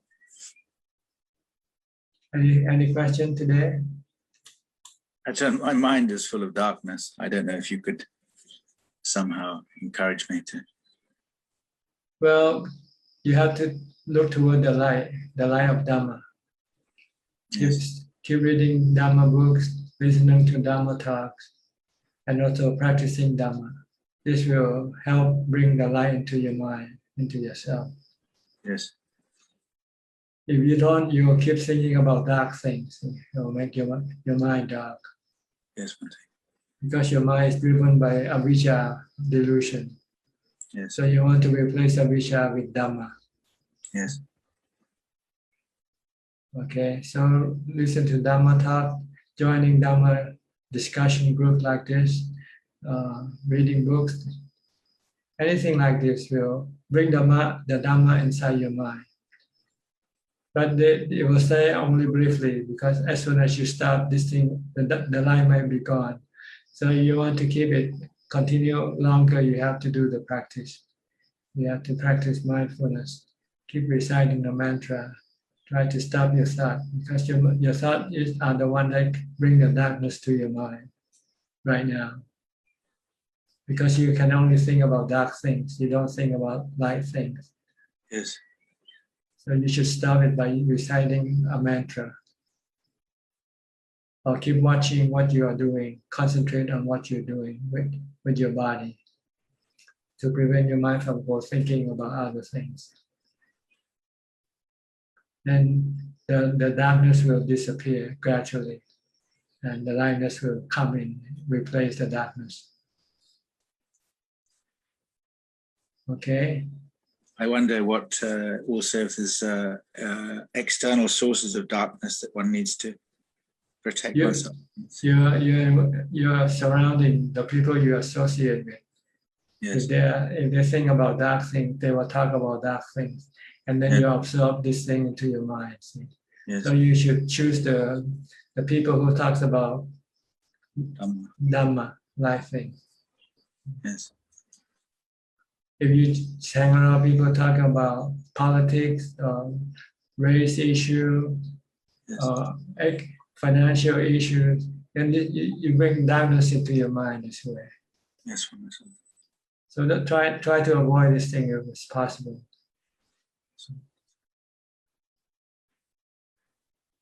Then the darkness will not enter into your mind.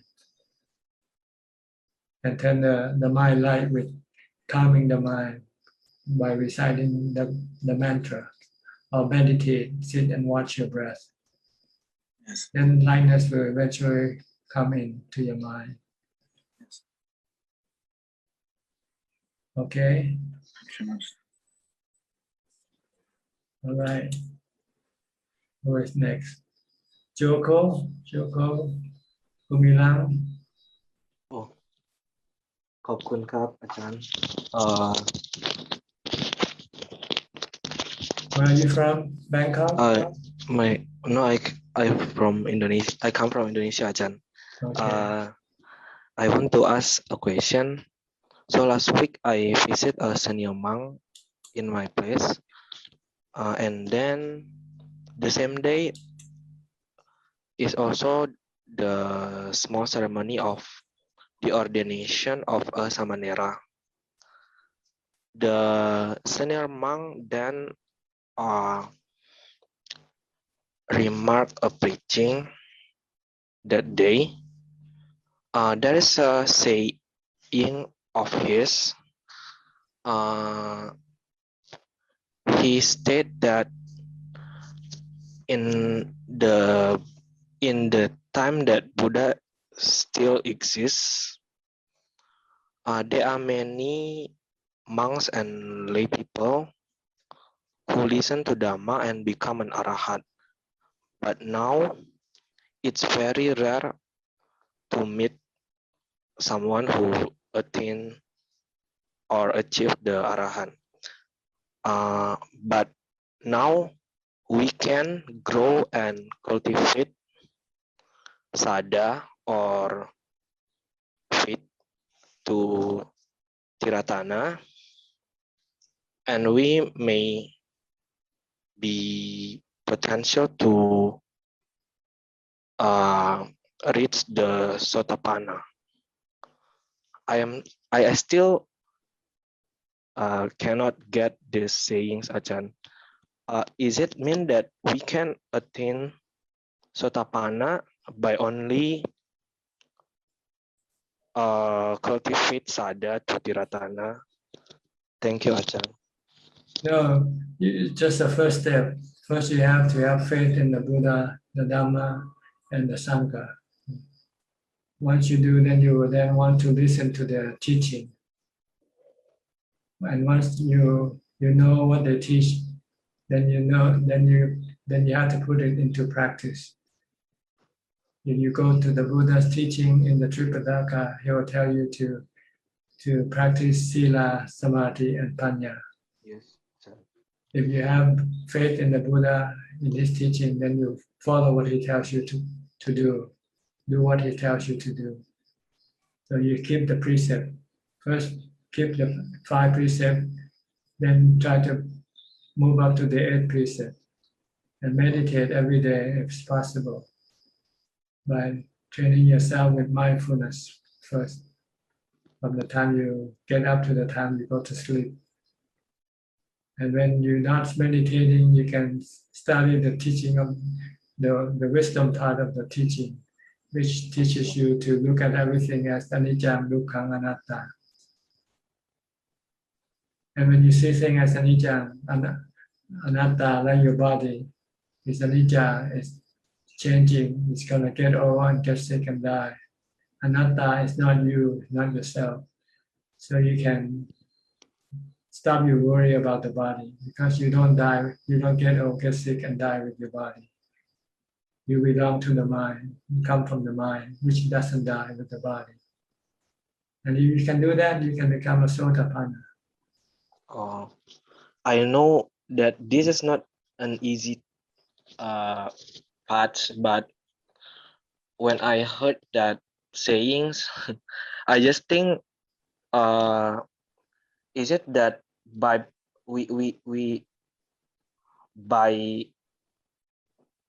having the practice and belief that it will have a good result and just keep doing, is it the way to strengthen our belief or sadha, Ajahn? Yes, when you practice and when you experience the result from your practice, then your faith in the Buddha will become stronger until unshakable. Yes, yes, I see, Ajahn. But I still think that this is not an easy thing for us, because every day, as a lay people. Well, the Buddha doesn't ask you to think like this. Yes, it doesn't think that you, as a lay people, you cannot become enlightened. I see. He said everybody can become enlightened if they follow his teaching. Thank you for your courage, Ajahn. Okay, all right, you're welcome. Sulan, hi Sulan, where are you from? First time? Yeah. Okay, you can speak louder. Yeah. Hello, Ajahn. Yeah. Thank you for your sharing and answering the questions. Yeah. Actually, I have a question, which I asked the admin whether he can pass it on to you. You can ask now. Well, go ahead and ask now. Oh, okay.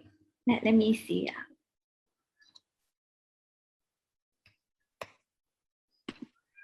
So, Ajahn, recent months, I was meditating due to a lot of dukkha in life. So I meditated more and was really focused on Buddho, Buddho, Buddho. And there were a few moments in different occasions where the space in the mind was expanding, and there was like quite light despite my eyes was closed for that few moments only. Then where the thoughts fell away, but then the heart suddenly become like feelings of shock and fear, and I snap out of it. So now I feel a bit scared to meditate. Yeah, and there is the sense of expecting this to happen again. And what is this, and how do I overcome that fear and sense of shock? Yeah, to continue meditating.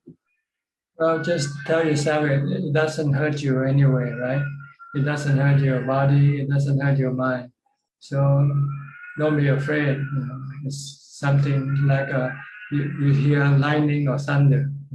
They come and go. They don't hurt you. So there's no need to be afraid.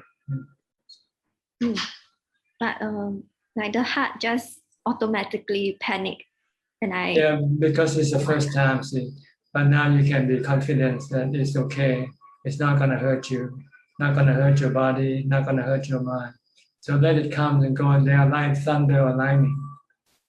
Okay. Yeah. They might sound loud, they might sound very threatful, very, but they cannot hurt you. Okay. And the next time if it happens, just recite a mantra or just focus, just stay mindful, remain calm, and tell yourself it happens, it comes and goes already. Okay. Yeah. Thank you, Ajahn. Thank you. By the way, where are you from? Oh, I'm from Singapore. Singapore. Yeah. Is that the only question you have? Yeah. For now, this question. Yeah. Okay. Yeah. Thank you, Ajahn. I think you asked question before, right? In the Q&A. Yeah, I asked questions before. Okay. Yeah. Then yeah. But you didn't mention your name. You just used your initial, SL. Oh yeah. You the admin. Sorry. Okay, it doesn't matter. It's okay. Yeah, it's me. Okay. Well, don't be shy or be hesitant. If you have any question, you're welcome to come in and ask. Okay. Yeah. Okay. All yeah. right. Thank you, Ajahn. Next to Soling and her daughter from London. Hello, Ajahn. We Maybe are listening. Just listening. Okay. Thank you. All right.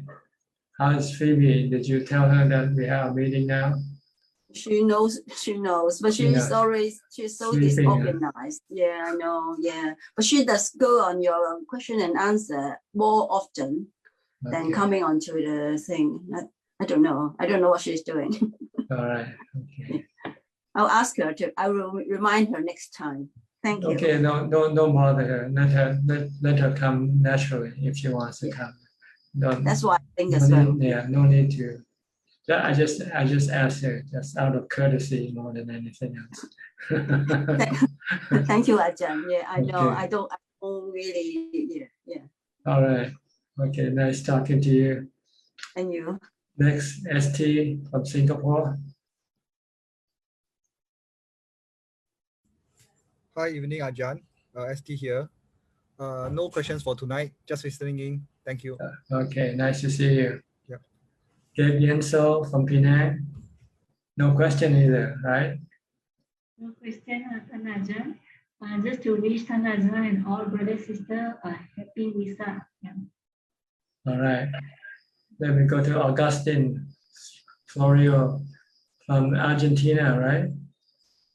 Good morning. Okay. Last time we didn't get your question in the Q&A. Huh? Yes.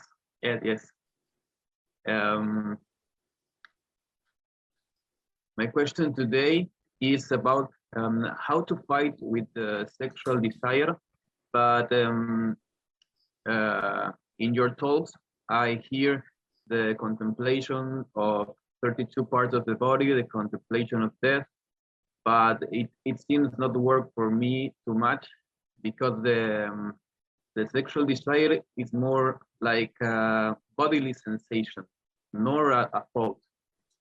It's more like a bodily sensation, like hunger. So how can I fight with this sensation in the body? If you cannot use the Asubha contemplation yet, then you should rely on meditation for calm. Try to calm your mind with mindfulness and stop thinking about your sexual objects. As soon as you start to think about sexual objects, or as soon as you feel that your sexual your desire is being aroused, then you should stop it by reciting the mantra Bhutto Bhutto. And also what can help you is the precept. If you can keep the third precept of the eighth precept, you might not have to keep all the eight precepts. Just keep the third precept of the eighth, which abstain from sexual activity. Okay. This will help you curb your sexual desire. You might not be able to do it for long, but at least it's a good start. Than not having anything at all to resist your sexual desire. Keep the third precept of the eighth precept, abstaining from sexual activity, and also try to develop as much mindfulness as possible. Stop your thoughts. As soon as you start thinking about the objects of your sexual desire, then you should stop it by reciting a mantra. Okay. Then maybe eventually you might be able to start contemplating on a sutta. If you cannot contemplate, then you have to rely on looking at the photos first. Looking at the photos of corpses, dead bodies, for instance. Okay. And then try to visualize it in your mind. Yeah. Someday I contemplate a picture of a dead body, and that works. Yes. It's not very attractive to do because the mind doesn't like it. You have to force it to do it, to look at these pictures. And my second question is, during the Uposatha days, is better to read Dhamma books or to meditate? Both, you can do both. You can divide half of your time for study and meditate.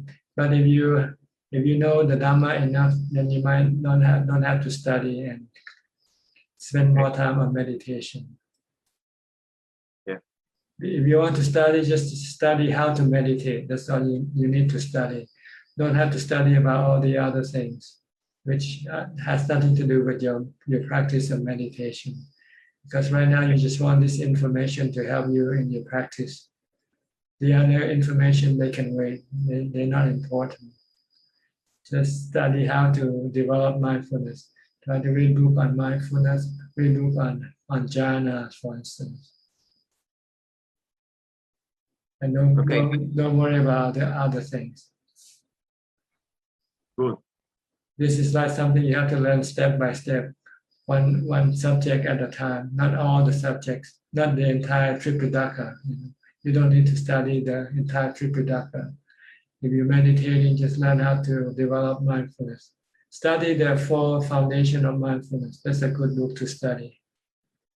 Have you read it before? Yeah, I read Satipatthana Sutta. Yeah. Okay. And just focus on the section on Anapanasati and mindfulness of body posture. This is dealing with the practice of mindfulness and meditation. Okay. Thanks, Ajahn. Okay. Welcome. I think everybody has the opportunity to ask the question. We have Huawei. He raised his hand. Okay, Huawei is on top. You're the last. If you didn't raise your hand, you might have the faster queue. But since you put your hand on it, push you in the back. Okay, now you're welcome to ask question. นมัสการครับหลวงพ่อ Okay. ผมมีคำถามอยู่3 ข้อครับ You have to speak English because other people are listening in English. They cannot understand Thai. Can you speak English? ผมคนไทยครับ I know, but you still have to speak English. พูดภาษาอังกฤษไม่ได้ครับไม่ค่อยได้ครับ Okay, I'll translate your question then. ถามมา คือสมมุติว่าถ้าเราละกิเลสได้2 ส่วนแล้วแต่เราชอบนั่งสมาธิแล้วจิตมันชอบดับลงไปอะครับหลวงพ่อแล้วมีโอกาสที่เราจะไปตกช่องที่ว่าไปเป็นผมลูกฟักไหมครับเวลาตายไป Yes, once he had eliminated some of his defilements, and he asked, can he still be take on the lower realm of existence ก็อยู่ที่ว่าเรารักษาศีล 5ได้หรือไม่ถ้ารักษาศีล 5ได้ก็จะไม่ตกลงไปอบายไม่ครับหมายถึงว่าจิตมันดับหมายถึงว่าเวลาเรานั่งสมาธิเนี่ยจิตมันจะดับลงไปไม่มีรูปไม่มีนามไม่คือไม่เห็นวิญญาณมันจะไม่มีวิญญาณไม่มีกายก็ดีไงแสดงว่าจิตสงบถ้าจิตดับว่าจิตสงบไม่เป็นไรจิตนิ่งจิตสงบจิตว่างใช่ไหมใช่ครับแล้วมันคือไม่ใช่ดับแบบหลับใช่ไหมคือไม่รู้เรื่องอะไรหรือเปล่าไม่รู้สึกตัวครับจิตก็ไม่เห็นกายไม่เห็นจิตแล้วหายใจออกไปไม่เห็นอะไรเลยไม่รู้อะไรเลยครับผมก็หลับมารู้อีกทีต้องหายใจเข้าแล้วก็ต่อมารู้สึกตัวแล้วก็รู้ตัวรู้สึกทีหลังแสดงว่าตื่นมั้งหลับมั้ง คือมันเป็นบ่อยมากครับก็แสดงนั่งหลับไม่ได้นั่งเข้าสมาธิถ้านั่งเข้าสมาธิมันจะรู้สึกตัวตลอดเวลาถ้าปกติมันก็รู้สึกตัวแต่พอหลังๆมันก็อยู่เหมือนมันจะเคลิ้มปุ๊บหายไปเลยครับถ้าอยากจะคุยภาษาไทยลองเข้ามาคืนพรุ่งนี้ดีกว่าคืนพรุ่งนี้จะเป็นภาษาไทยครับผมก็ไม่ทราบครับพอดีเขาแนะนำมานี้ต้องเข้ามาอีกช่องหนึ่งอีกหน้าภาษาไทยแล้วช่วง2 ทุ่มก็เข้ามาได้จะคุยภาษาไทยอันนี้ถ้าเราคุยภาษาไทยคนอื่นเขาฟังไม่รู้เรื่องจะเสียเวลาก็พอดีผมก็ฟังก็ไม่รู้เรื่องเหมือนกันโอเคเอาแค่นี้ก่อนนะครับ นมัสการครับ Alright. Well, I think next is the question from Facebook. We have any question from Facebook?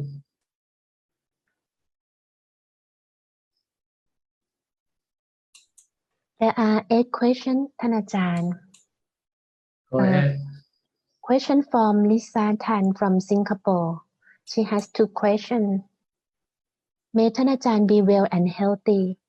May ท่านอาจารย์ also willing to teach the world for longer time. First question. I usually save money every month and then give it for dana to Ajahn directly every year.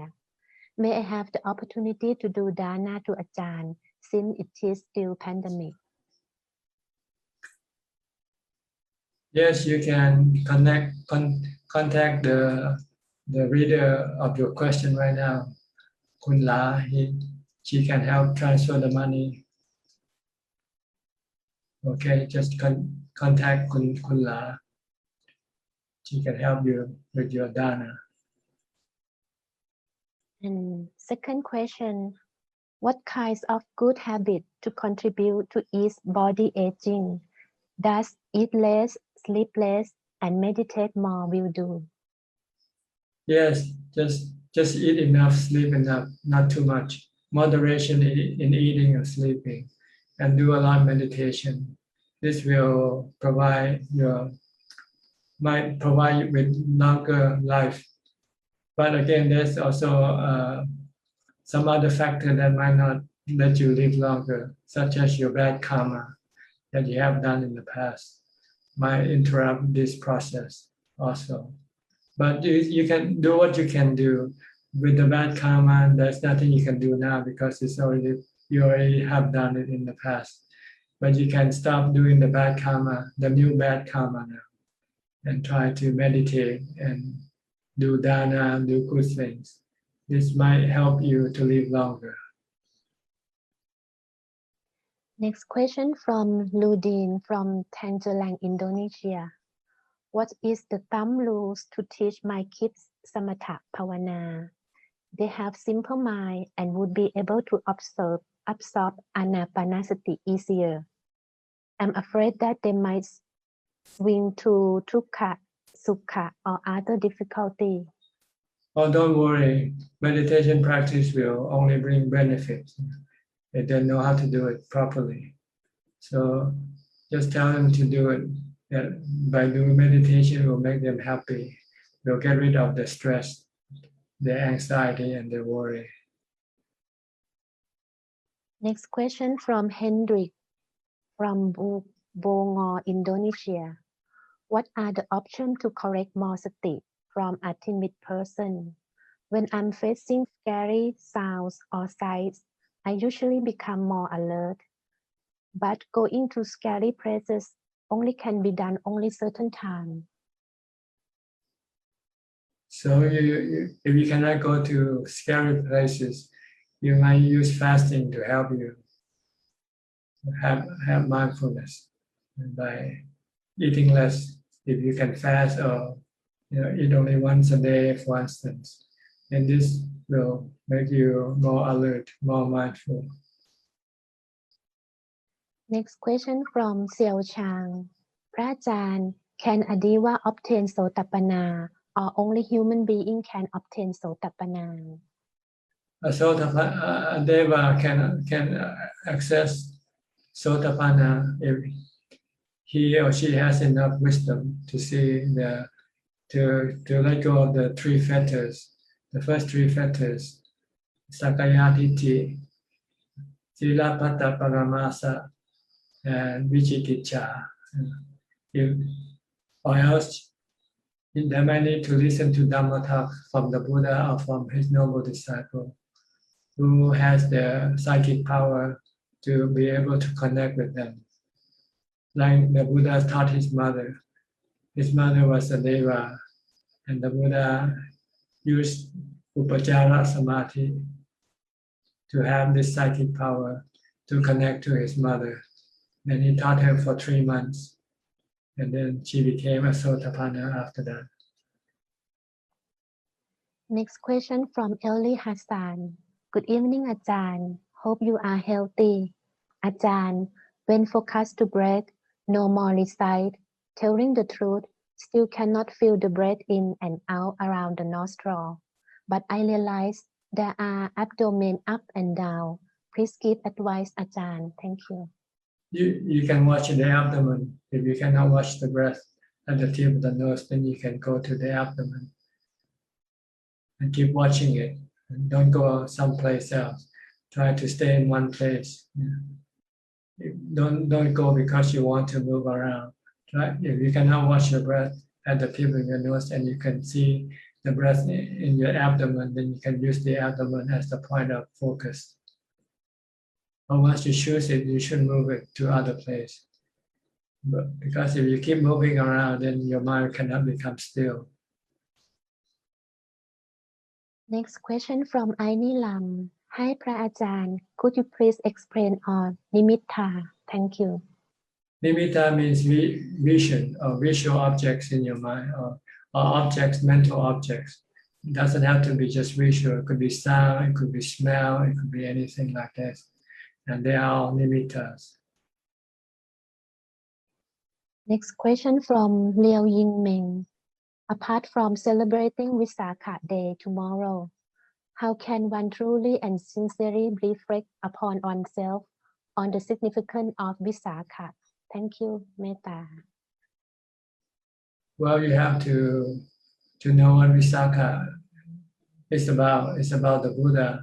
It's about his birth, his enlightenment, and his passing away.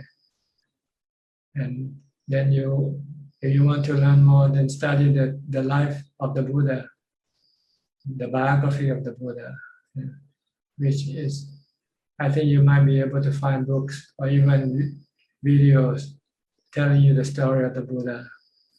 And you will then be able to learn from it some of the teaching that might appear in the study. And once you know his teaching, then you want to follow his teaching, keep following, practicing. Normally, you will learn that he teaches us to do charity, to keep the precept, and to meditate. This is the principle of his teaching. More question,ท่านอาจารย์ from Hai Ing Il. Is it alright for a rape victim to abortion since it involve taking a life? No, just don't kill anything, even if it's rape. It's just still your child, regardless who the father is. And if you want to practice dana or charity, then you want to carry the pregnancy to fruition. And if you can afford, then you want to raise your child as your own child. Don't worry about the father, you know. It has nothing to do with the child. It's you who will have to look after and raise the child yourself. Then you can switch the crisis into benefit, because it gives you the opportunity to develop metta, loving kindness. Give you the opportunity to do dana, to have charity, to be charitable. Don't do abortion, because that is killing. You're breaking the precept, and this can cause your mind to be reborn in the lower realm of existence.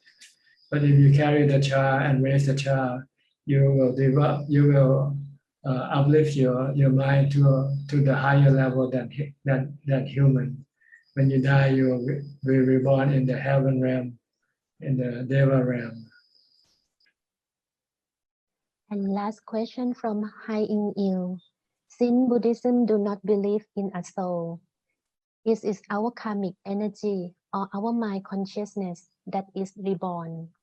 The mind and the soul is the same thing. It's just the language is used from different cultures and so, but they're talking about the same thing.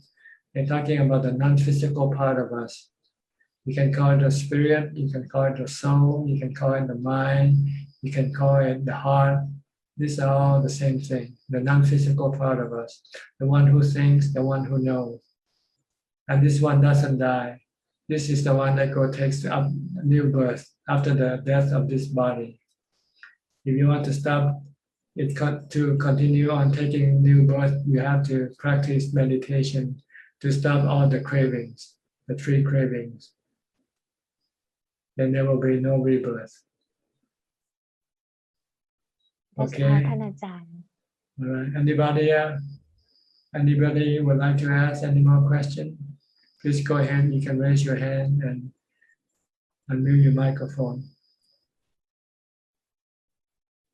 Okay, Evie. Evie, okay.